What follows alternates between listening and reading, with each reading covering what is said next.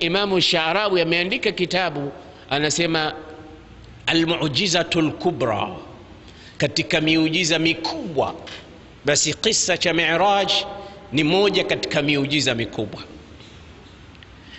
Safari hii ndugu zangu Waislamu ina ibra ndani yake. Ni pale Mtume alipopigwa mawe Taif. Ni pale Mtume alipoondokewa na mkewe mpenzi Bibi Khadija na kuondokewa na ammi yake alikuwa ni msaada mkubwa kwake Abu Talib, na kufukuzwa na kutengwa na watu wake, watu wa Makkah.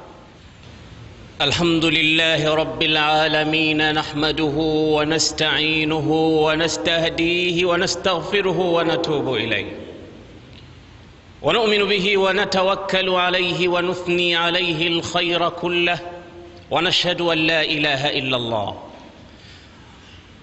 wahdahu la sharika lahu wa nashhadu anna sayyidana wa nabiyyana Muhammadar Rasulullah.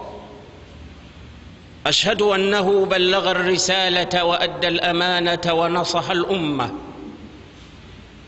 ومحى الظلمة وكشف الغمة وجاهد في الله حق جهاده حتى أتاه اليقين. فجزى الله سيدنا محمدا خير ما جزى به نبيا عن أمته ورسولا عن قومه. اللهم صل وسلم وبارك على هذا النبي الأمين وعلى آله وأصحابه أجمعين، وبعد. أما بعد، فيا أيها الناس، أوصيكم ونفسي بتقوى الله. اتقوا الله تعالى واتبعوا سنة نبي الله، واعلموا أن الفوز للمتقين. ومن لم يلبس ثيابا من التقى تقلب عريانا ولو كان كاسيا. Watukufu Islam, na wausia na kuyusia nafsi yangu kumwogopa Allah na kutekeleza sunna na mwendo wa bwana Mtume Muhammad sallallahu alayhi wasallam. Alqawlu arrajih fi qissati al-Isra wal Mi'raj, kauli iliyopokewa na wengi kuhusu safari ya Isra na Mi'raj ni kwamba safari hii ilikuwa katika mwezi mtukufu wa Rajab, usiku wa kuamkia mwezi 27, sawa bin sawia na siku ya leo. Lakini mwezi wa Rajab vile vile ni moja katika miezi minne mitukufu ambayo Mwenyezi Mungu ametuambia tusidhulumu nafsi zetu kwa kuyatenda maovu ndani yake au kukosa kutilia maanani vitendo vizuri vya kutendwa ndani ya miezi hiyo. Ulama wamesema mwezi wa Rajab ni ibaratun an 3 ahrufin, ni herufi tatu tu. Kitamka kilima cha Rajab utapata herufi ya ra na jim na ba, Rajabun. Ulama wakasema tafsiri ya re katika Rajab ni rahmatullahi alladhi tanzilu ala ibadillah, rehma za Mwenyezi Mungu zinazomiminika katika mwezi huu wa Rajab kwa waja wema. اللهم اجعلنا منهم. والجيم جرم الإنسان، نجيم يا رجب نذنب زمن آدم. الجيم جرم الإنسان، dhambi na maasi na matendo machafu ayatendayo mwanadamu, ndo jurmul insan. Walba'u birrullah, ba wema wa Mwenyezi Mungu unaomiminika katika huu mwezi wa Rajab kwa waja wa Mungu. Kwa hiyo rahmatullah, jurmul insan wa birrullah, rehma za Mungu, dhambi za mwanadamu katikati, mwisho wema wa Mwenyezi Mungu. Fajurmul insani baina rahmatillahi wa birrihi, Kwa hiyo dhambi za mwanadamu ziko katikati, zinapigwa vita, zinasuguliwa, zinachafuliwa, zinaharibiwa na wema wa Mwenyezi Mungu na rehema za Mwenyezi Mungu. Kwa maana kwamba ni nyakati ambazo dhambi zinachomwa, dhambi zinafukuzwa, uovu unapigwa vita. Kwa maana kwamba mtu ajitahid kuongeza mema sio mabaya katika miezi mitukufu kama hii. Watukufu wa Islam, kisa cha Mi'raj na Isra ni safari mbili hizi. Al-Isra'u ibaratun ar-rihlati al-ardiyah min al-masjid al-haram ila al-masjid al-aqsa. Maana ya Isra ni safari aliyosafiri mtume kutoka Makka kwenda Baitul Maqdis, na safari ya Mi'raj ibaratun ar-rihlatin samawiyatin, ni safari ya mbinguni, min al-masjid al-aqsa ila ma fawqa sidrati al-muntaha. Kwa hiyo ni safari mbili tofauti, Isra na Mi'raj, lakini ni safari ndefu mno katika historia ambayo ilichukua wakati mdogo sana. Ni safari ndefu sana iliyochukua muda mchache sana. Hata baadhi ya ulama wakathubutu kusema laqad usriya an-nabiy wa aada ila baytihi wa lam yazal firashuhu dafi'a. Alikwenda mtume Mi'raj, alikwenda mtume mpaka Sidratul Muntaha mbinguni, na akarudi akalikuta godoro lake bado lingali moto. Kwa maana kwamba ni muda mchache tu aliondoka na kurudi. Subhanallah, ni safari iliyokuwa na miujiza.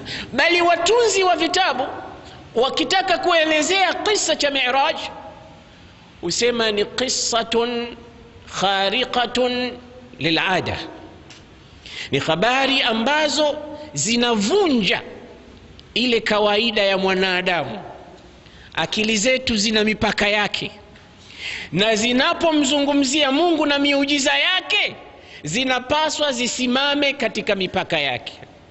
Bila ya kusimama akili katika mpaka wake, ufika wakati ukamfanyia maskhara Mwenyezi Mungu na mtume wake.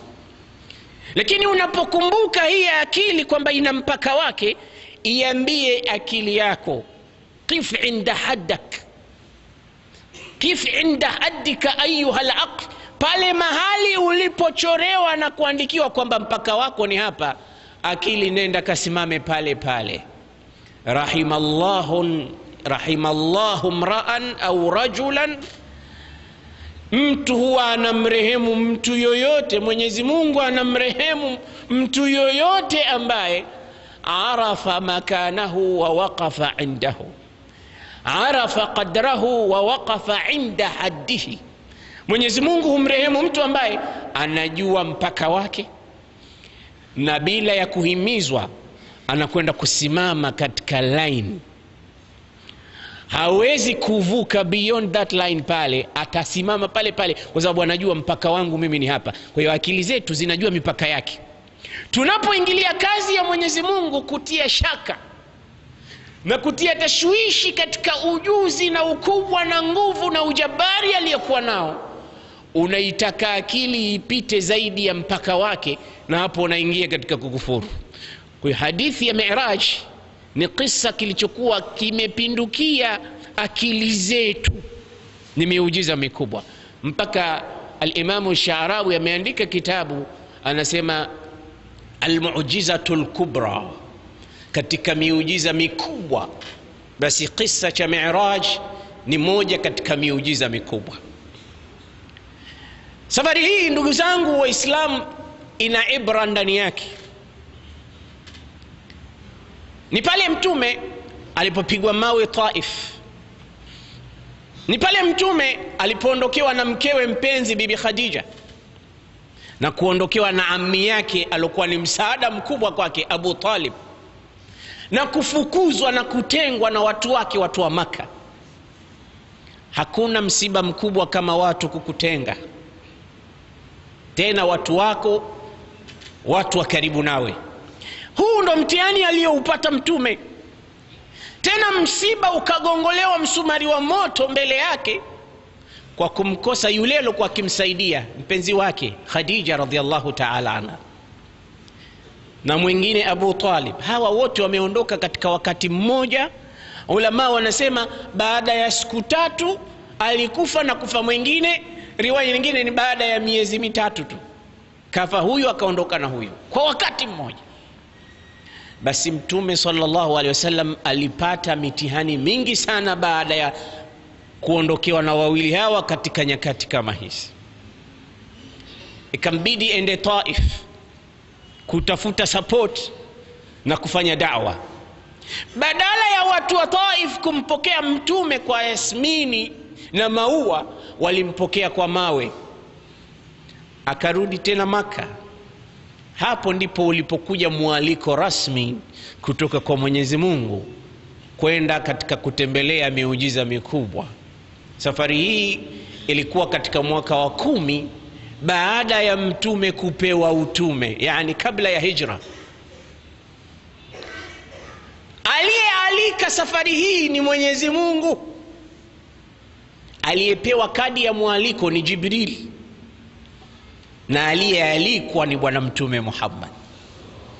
Ad-da'i huwa Allah, walladhi qaddama ad-da'wa huwa Jibril, walmad'u huwa sayyiduna Muhammad. Safari ya aina yake hii, mwalikaji ni mwenyewe mjenzi wa mbingu na ardhi. Mwenye kupeleka mwaliko ni Jibril, dhi quwwatin inda dhil arshi makin, na mwenye kupelekewa mwaliko huu ni Muhammadur Rasulullah. Na chombo alichotumia kwa safari ile ni kiumbe anaitwa Buraq, alladhi yada'u hafiratahu fi muntaha qadami. Pale anapoona mwisho wa peo wa macho yake ndipo anapoeka mguu wake kwa spidi aliyokuwa nayo. A'udhu billahi minash shaitanir rajim. Bismillahir rahmanir rahim. سبحان الذي أسرى بعبده ليلا من المسجد الحرام إلى المسجد الأقصى الذي باركنا حوله لنريه من آياتنا إنه هو السميع البصير. Kisa cha Mi'raji kimesimuliwa katika Qur'an. Na ni kwa nini kisimuliwe kwa njia ya subhana? Mwenyezi Mungu ameanza kilima cha subhana kwa sababu watu wapo mpaka leo wanadai kwamba Mtume alipewa power tu ya kutizama mbinguni hivi, akatizama kuanzia Maka alipokuwa, macho yakapasua mbingu 7 mpaka yakafika katika Sidratil Muntaha. Lakini kwenda yeye hakwenda, ni kutizama tu. Mungu amempa power, macho yakapasua yakaona mpaka baada ya Sidratil Muntaha. Lakini kwenda kwake itakuwaje ende safari kama hiyo? Wapo wanaosema hivyo. Wapo wengine ambao wanasema Mtume alikuwa naota usingizini tu kwamba kenda mpaka baada ya mbingu 7 kisha akaota amerudi.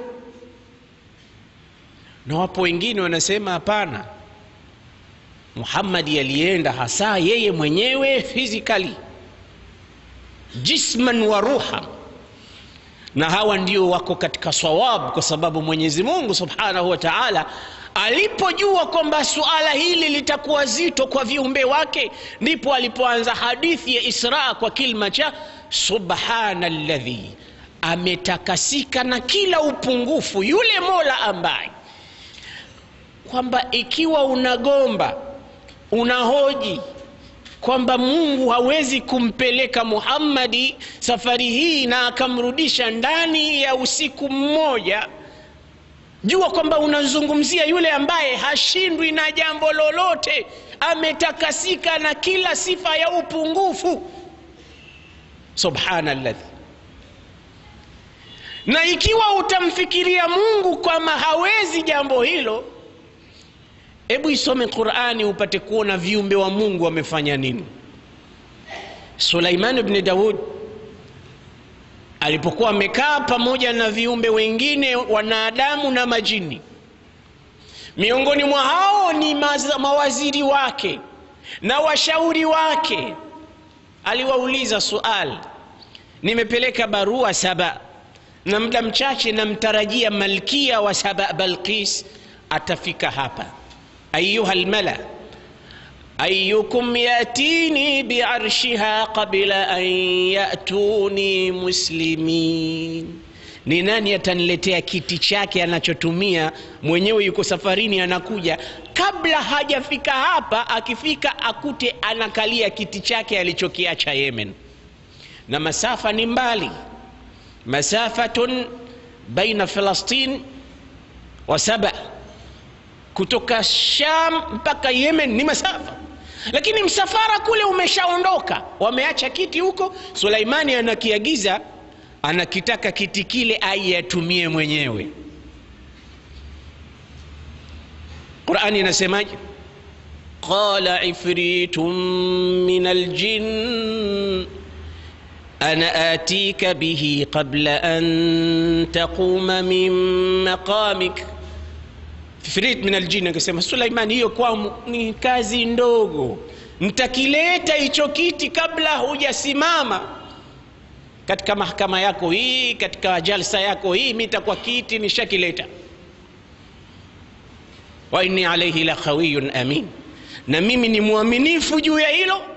Ni muaminifu kwa sababu kiti kilikuwa kina kila aina ya marembo, kuna lulu, kuna almasi, kuna kila aina ya marembo, kimepambwa. Kwa hiyo muaminifu wangu njiani humo siwezi kudokoa nikauza. Aminun, muaminifu tena na nguvu, kiti ni kikubwa, nitakibeba, nitakileta, usiwe na wasiwasi. Suleimani akazunguka kuwatizama wengine kama kuna mmoja anaweza kukileta kiti kwa muda mchache kuliko huo. وقال الذي عنده علم من الكتاب أنا آتيك به قبل أن يرتد إليك طرفك فلما رآه مستقرا عنده قال هذا من فضل ربي ليبلوني أأشكر أم أكفر ومن شكر فإنما يشكر لنفسه ومن كفر فإن ربي غني كريم. Anasema ikiwa yupo mwenye kuweza kukileta kiti hicho kwa muda mchache, basi ni mimi Asif ibn Barkhia, mwanadamu, lakini atahu Allahu ilman min alkitab. Nitakileta kiti kabla ya kufumba na kufumbua, yani kwa muda wa kufumba na kufumbua. Ukifumba na kufumbua jicho lako, mimi nitakuwa kiti nimeshakileta. Falamma raahu mustaqirran inda, kweli Suleiman akakiona kiti hicho hapo kimetulia. Muda wa kufumba na kufumbua, Asif ibn Barkhia alikuwa ameshakileta kiti kutoka Yemen mpaka Palestina. Suleiman akasema hadha min fadli rabbi liyabluwani ashkuru am akfur. Hizi ni fadla za Mola wangu, nitashukuru nitakufuru. Na mwenye kushukuru basi anaishukuria nafsi yake, na mwenye kukufuru fa inna rabbi ghaniyun hamid.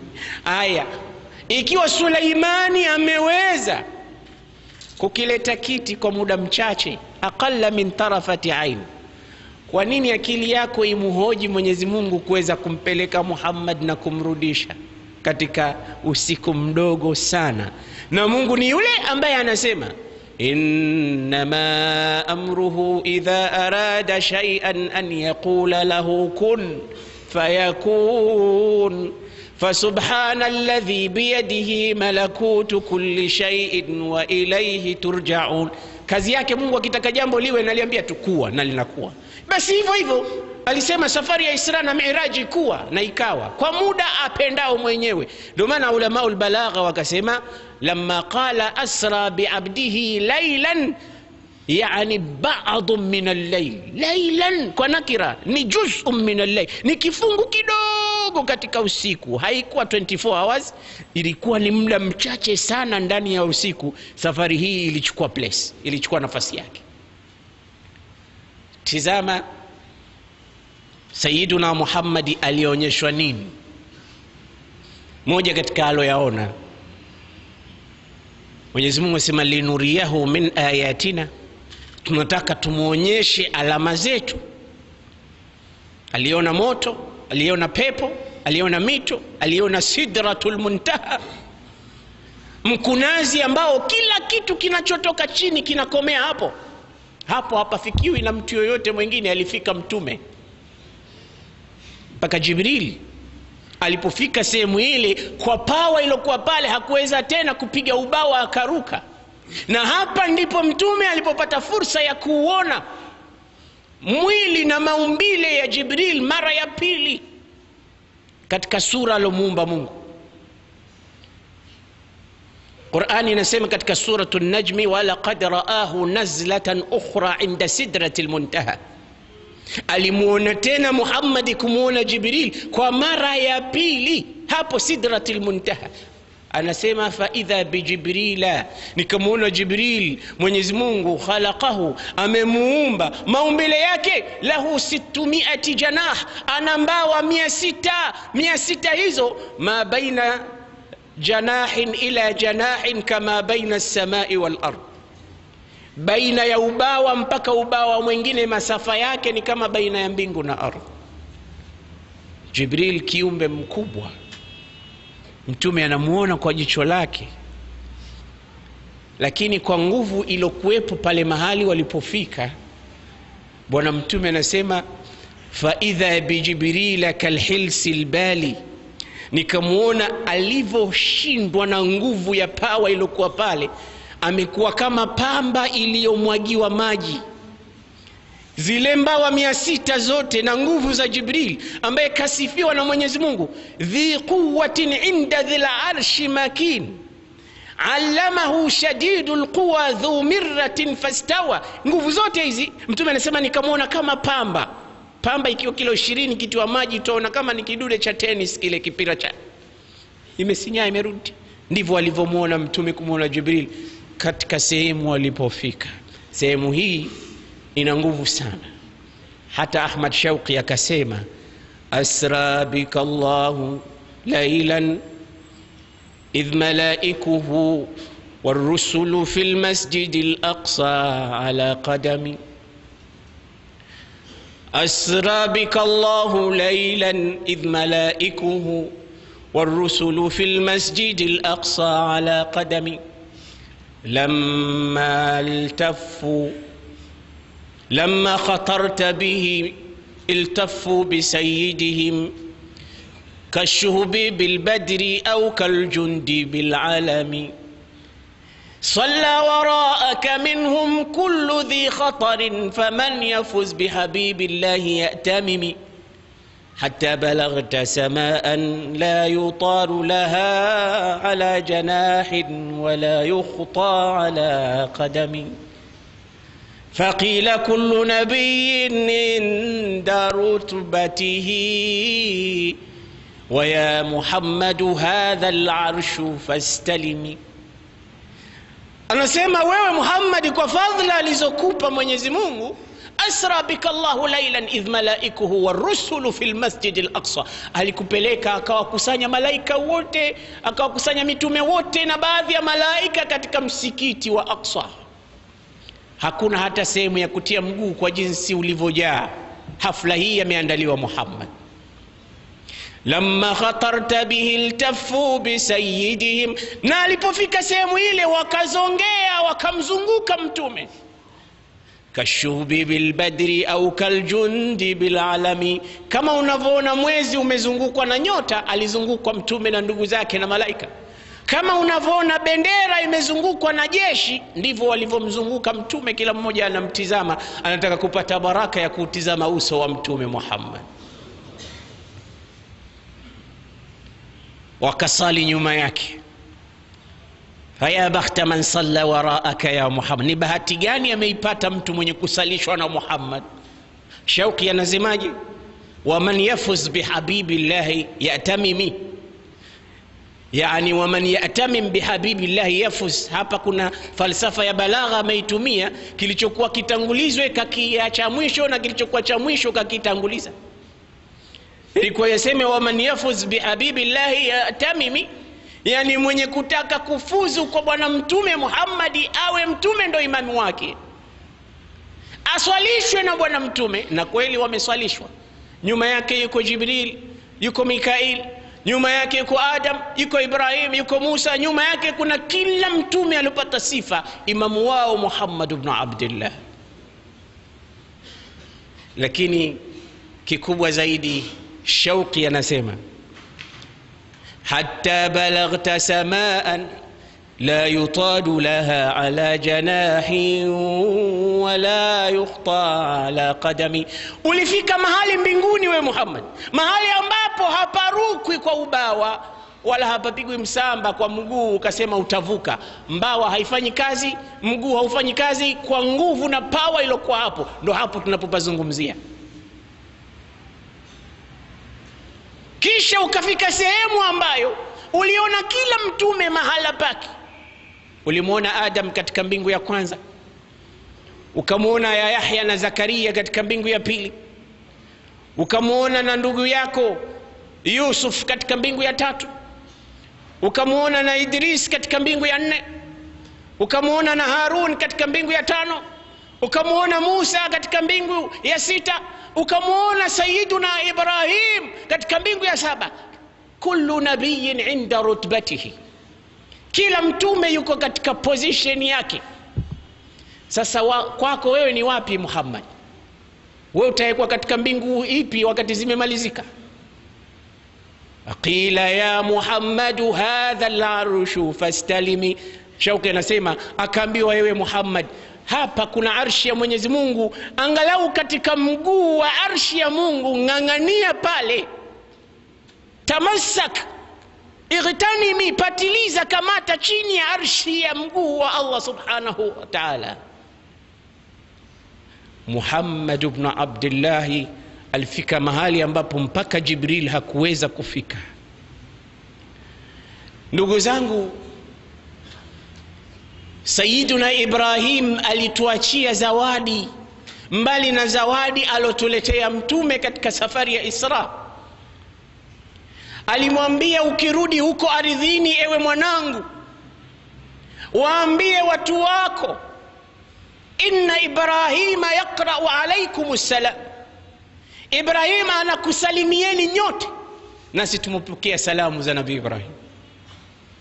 Wa yaqulu lakum, baada ya salamu anakuambieni, innal jannata, hakika pepo, tibatun turbatuha, mchanga wake unambolea, ni mzuri wa kuoteshwa na kupandwa vitu. Basi wapande vitu katika pepo, waje watumie huku. Wakipanda kitu tu kinastawi.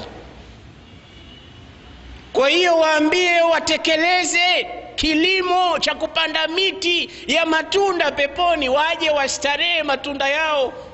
Mtume akauliza watapanda vipi? Akawaambia, kawaambie waseme subhanallah walhamdulillah wala ilaha illa Allah wallahu akbar. Faman qalaha, mwenye kusema maneno hayo Mwenyezi Mungu ambata lahu shajaratan fil janna, anamwekea mti wa matunda peponi. Kauli hiyo tu unakwenda kustarehe matunda yake. Mtume sallallahu alayhi wasallam alirudi katika safari yake hii katika muda ambao ni mdogo sana, na akawa ni mwenye kukaa katika jiwe la Hijri Ismail. Abu Jahli anazunguka anamtizama, Muhammadi, hal min jadid, kuna jambo lolote jipya unataka kutueleza? Mtume akasema naam. Lipi? Akasema usriya bi al-laila, usiku jana nilipelekwa na Mola wangu. Wapi? Akamwambia min huna ila al-masjid al-aqsa, nilipelekwa huko Baitul Maqdis. Akamuuliza, Muhammadi, unanitania? Sehemu ambayo sisi tunakwenda mwezi alafu kurudi tunaupiga mwezi mwingine, miezi miwili, unataka kuniambia umeenda usiku ukapamba ukiwa hapa, umerudi kabla hakujachomoza jua? Akamwambia naam. Utawaeleza watu wengine kama unavyonieleza mimi nikiwakusanya? Akamwambia ndio. Abu Jali akakusanya watu kwamba njoni, sitaki kushuhudia mimi tu uongo huu, nataka nanyi nyote mpate habari. Watu wakakusanywa, akamwambia Muhammad, waambie. Unasemaje Muhammad? Akasema nimepelekwa usiku wa jana kisha nimepamba ukiwa hapa. Watu wakauliza umepelekwa wapi? Akamwambia Baitul Maqdis. Kisha umepamba ukiwa? Akamwambia naam. Basi kila mmoja, mwenye kupiga kofi kwa stizai, mwenye kucheza mziki, mwenye kuimba, mwenye kupiga kelele, mwenye kufanya istizai za aina, kila mmoja sema siku zote anadanganya, lakini leo uongo wake umepindukia mipaka. Haiwezekani, safari sisi tunakwenda miezi miwili, yeye aende ndani ya usiku mmoja alafu arudi.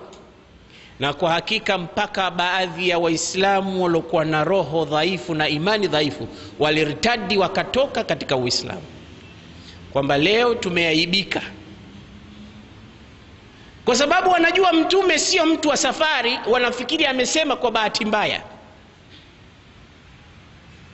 Wao wanajua ni watu wenye kusafiri rihlat ash-shitai wa sayf. Wanasema hapa hesabu zake Muhammad zimekwenda kombo.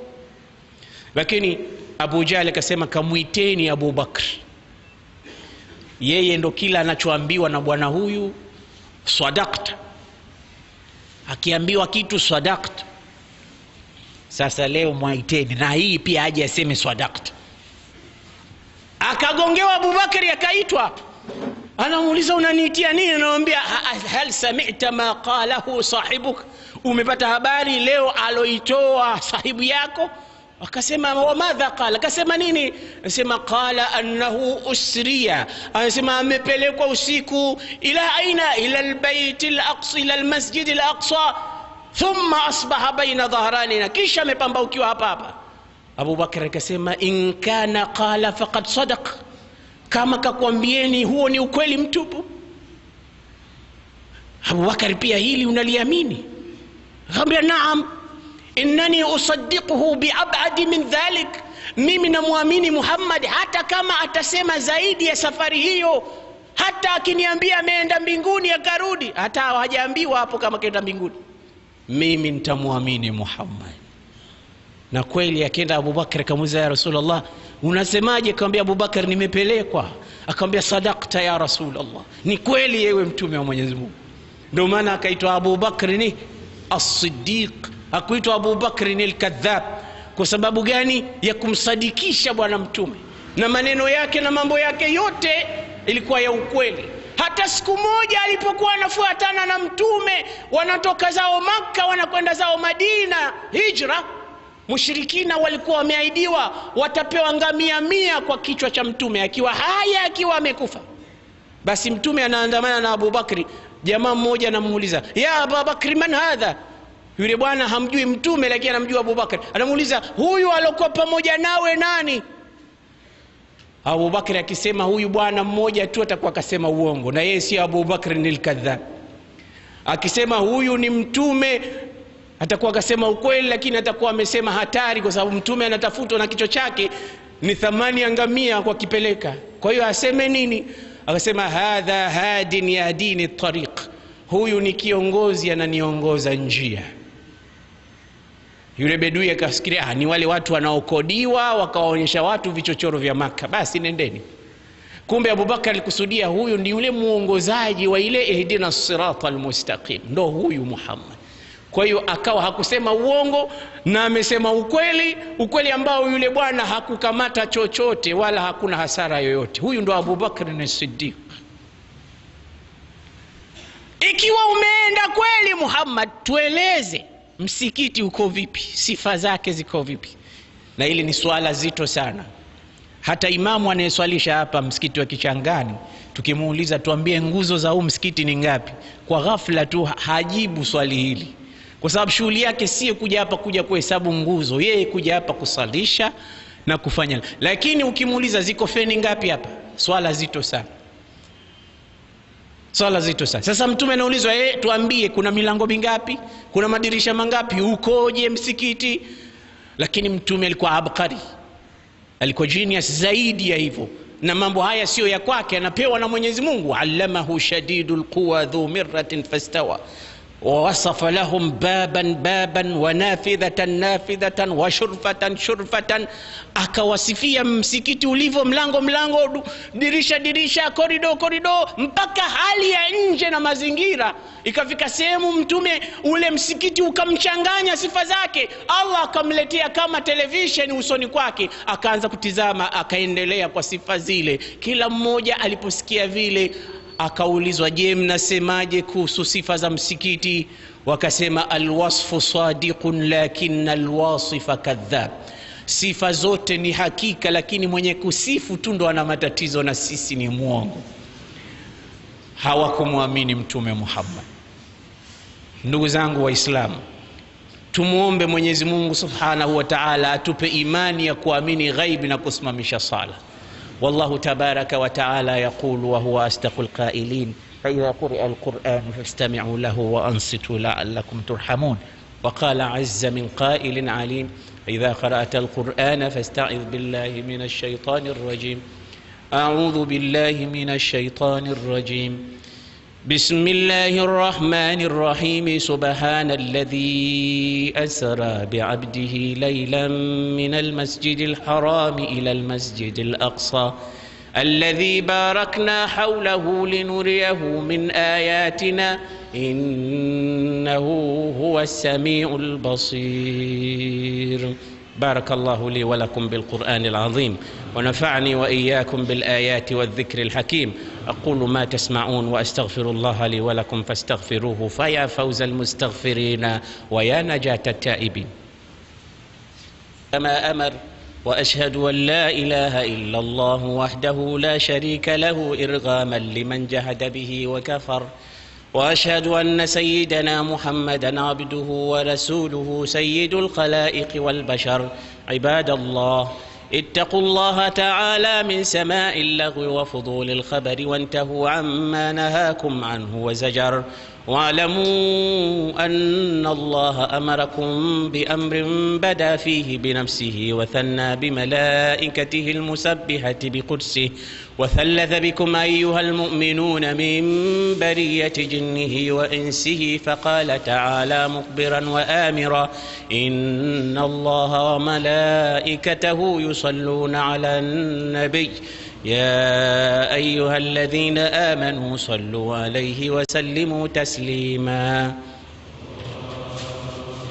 اللهم صل وسلم على النبي الرحمة وشافع الأمة عدد ما أحاط به علمك وأحصاه كتابك وضمه، وعلى آله ومن نصره في كل مهمة، خصوصا منهم ذوي الأصل العريق أمير المؤمنين سيدنا أبي بكر الصديق، وعلى الزاهد الأواب الناطق بالصواب أمير المؤمنين سيدنا أبي حفص عمر بن الخطاب، وعلى جامع القرآن من استحيت عنه ملائكة الرحمن محيي الليالي بتلاوة القرآن أمير المؤمنين سيدنا عثمان بن عفان، وعلى أسد الله الغالب إمام المشارق والمغارب أمير المؤمنين سيدنا علي بن أبي طالب، وعلى ولدي السيدين أبي محمد الحسن وأبي عبد الله الحسين، وعلى أمهما الزهراء البطول، وعلى عميه المعظمين عند الله والناس المطهرين من الدنس والأرجاس أبي عمارة الحمزة وأبي الفضل العباس، وعلى بقية العشرة المبشرة الذين بايعوه تحت الشجرة: طلحة فياض، والحواري الزبير، وسعد الهدى، وسعيد الخير، وعبد الرحمن الزكي الشاكر، وأبي عبيدة الزاهد الزاهر، رضوان الله تعالى عليهم أجمعين إلى يوم الدين. اللهم أعز الإسلام والمسلمين، وذل الشرك والمشركين، وانصر جيوش المسلمين، ودمر أعداءك أعداء الدين. اللهم أخرج المسلمين من الشقاوة إلى السعادة، ومن الإهانة إلى الكرامة، ومن الذل إلى العز، ومن السخط إلى الرضا. ومن النار إلى الجنة، ومن الفقر إلى الغنى، ومن الإساءة إلى الإحسان، ومن أنواع الشرور كلها إلى أنواع الخيرات كلها. ربنا تقبل منا إنك أنت السميع العليم. اللهم ارفع مقتك وغضبك عنا، اللهم ارفع مقتك وغضبك عنا، اللهم أعل بفضلك كلمتي الحق والدين. اللهم إنا نسألك الهدى والتقى والعفاف والغنى برحمتك يا أرحم الراحمين. عباد الله، إن الله يأمر بالعدل والإحسان وإيتاء ذي القربى وينهى عن الفحشاء والمنكر والبغي يعظكم لعلكم تذكرون. اذكروا الله العظيم الجليل يذكركم، واسألوه من فضله يعطيكم، واشكروه على نعمه يزدكم، ولذكر الله تعالى أكبر والله يعلم ما تصنعون. الحمد لله شكرا على نعام منه تترى، نحمده سرا وجهرا وبالغدو والآصال، وصلى الله وسلم وبارك على سيدنا محمد وعلى آله وأصحابه أجمعين، وبعد. Watukufu wa Islam, Bwana Mtume sallallahu alayhi wasallam alipofika baada ya Sidratil Muntaha akaagana na Jibrail alipomuuliza ayatruku sahibun sahibahu fi hadha almakan, hivi rafiki atamuachaje rafiki yake katika sehemu hii hapa? Wewe ndo ulonichukua huko ukanipandisha juu ya buraq, tukafika Masjidul Aqsa, kaandaliwa kinywaji, nikachagua maziwa, nikaambiwa nimechagua fitra, nikawasalisha, nikapanda na wewe, kila mbingu tunakaribishwa pamoja. Tumefika hapa sasa, ayatruku sahibun sahibahu fi hadha almakan, vipi unaniacha pweke? Akamwambia, ya Muhammad, amma ana, mimi Jibril, in khatawtu ihtaraqtu, nikipiga hatua hapa niliposimama basi nitaungua mimi mzima, nitabakia majivu kwa nuru iliyokuwa hapa. Amma anta ya Muhammad, ama wewe Muhammad, idha khatawta ihtaraqta, ukipiga hatua wewe utapenya, utakwenda, kwa sababu wewe umepewa uwezo kupenya hapa. Mtume sallam likamchukua wingu likampeleka ila makanin sami'a fihi sarifa al-aqlab, akafika mahali ambapo alizisikia harakati za kalamu ikifanya kazi juu ya karatasi. Ulama utarikh wanasema zilikuwa ni kalamu za maqadir, yamhu Allahu ma yasha'u wa yuthbitu wa indahu ummul kitab, anafuta Mwenyezi Mungu na kuandika analolitaka, na kitabu na daftari liko kwake. Hizi kalamu alizisikia Bwana Mtume sallallahu alaihi wasallam zikifanya kazi, lakini kulikuwa na nuru ambayo hawezi Bwana Mtume kuisifia, na wala ule mkunazi aliouacha Bwana Mtume mwenyewe alikiri, laysa hunaka ahadun yastati'u an yasifaha haqqa sifatiha, hakuna mtu anayeweza kuupa sifa yake. Sio mkunazi huu ambao tumeuzoea kuona wa miba na kunazi zake, anaujua mwenyewe, umeitwa sidra, neno lile lile la mkunazi, lakini anaujua Mwenyezi Mungu ulivyo. Mtume akasema hakuna mtu anaweza kuusifia.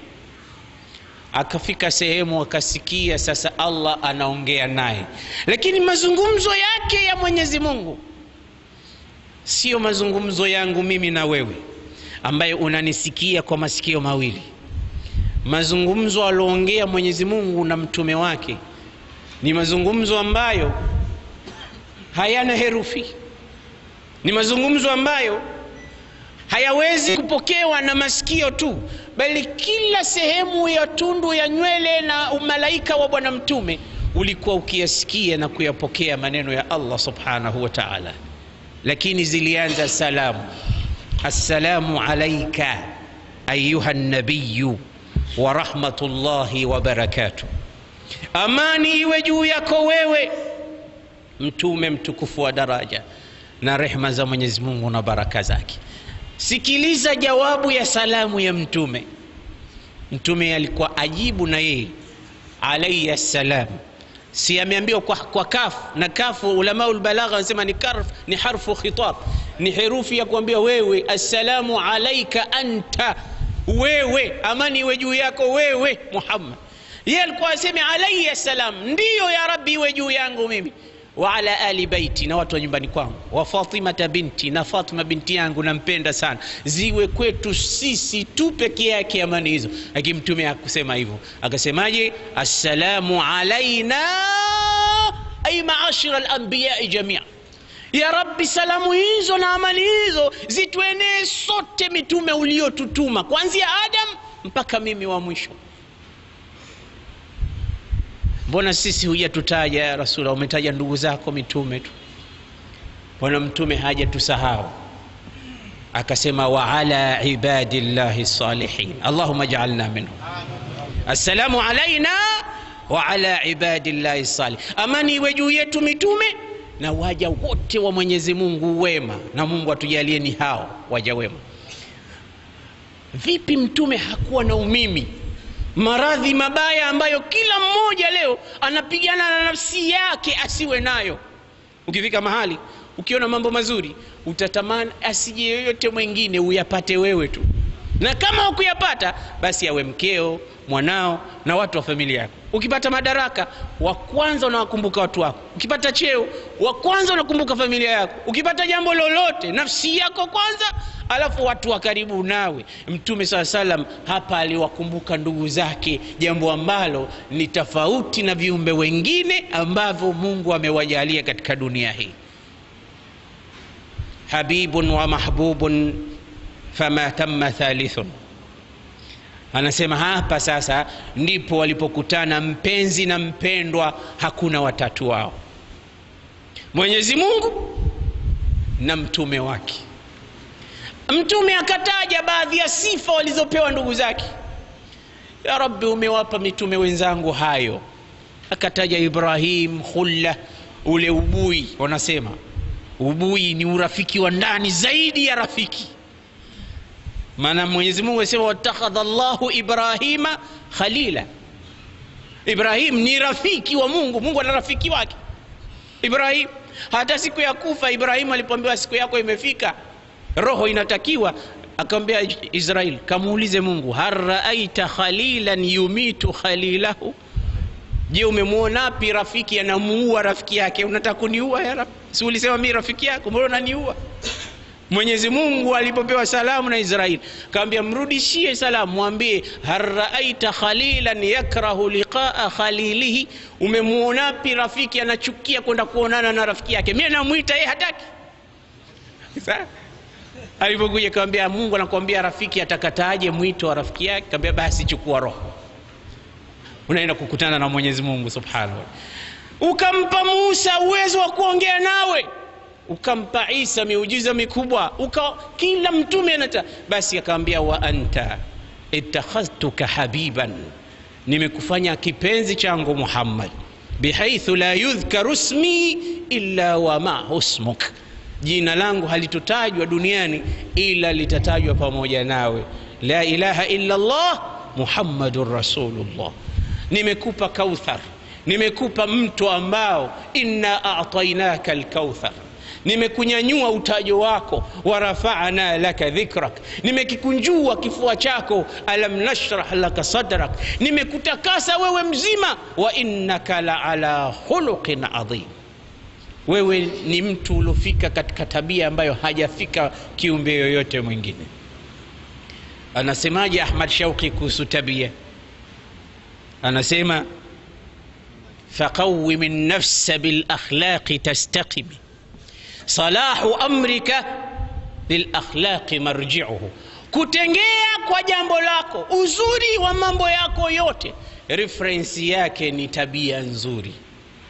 Salahu amrika lil akhlaq marji'uhu faqawwim an-nafs bil akhlaq tastaqim, ipige msasa nafsi yako kwa kutumia silaha ya tabia nzuri, utajiona umekaa sawa. Bila ya tabia wewe Muislamu huna Uislamu wa haja, kwa sababu Mtume anasema akmalul mu'minina imanan ahsanuhum khuluqa, Muislamu alokamilika imani yake ni mzuri wa tabia. Nimekuchagua kipenzi, na nimekuita hapa nakupa 50 salawat, kaswali wewe na umma wako. Vipindi 50 vya sala ndugu zangu, ingekuwa ndivyo vilivyotufikia ingekuwaje? Leo hivi vipindi 5 vya sala tu, kuna watu wanatamani ingetoka tangazo, jamani pumzikeni msisali tena, basi mshasali muda mrefu. Ungeona watu wakisherehekea mabarabarani, nini hakuna tena sala. Lakini Mtume anasema as-salatu kahful mu'min, sala ndo mahala pa kupumzika kwa Muislamu. Lile pango lile la suratul Kahf, wale watu wa ajabu waliacha majumba yao, tena walikuwa watoto wa mawaziri, watoto wa matajiri, watoto wa kifalme, na nyumba za wafalme tunazijua, maisha yao ya tarafu tunayajua, lakini waliamua kuacha majumba yao wakaenda zao kukaa katika pango. Hakuna umeme, hakuna maji, hakuna zulia, hakuna chochote, na pale wakawa wana furaha zaidi kuliko walivyokuwa wakiishi katika majumba yao. Imani inafanya maajabu makubwa.